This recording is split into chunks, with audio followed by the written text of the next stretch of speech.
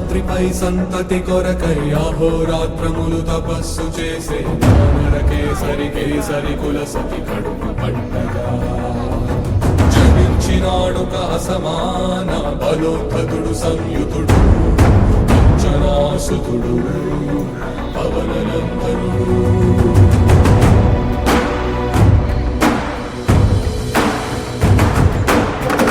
కిరణముల ఉదయాత్మి గని అది పండిన తీయని పంటను సూర్యమండలము పండితి కాలని వీళ్ళుడే తన దేహం నాటున రవి మరుగై జగము చీకటై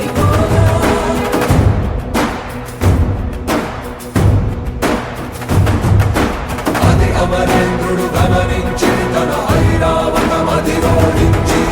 ఆంజనేయుని సమీపించి తన వజ్రాయుధము విసరగా అది పవననందనుని హనుముని తాకా చిందిన రక్త బిందువే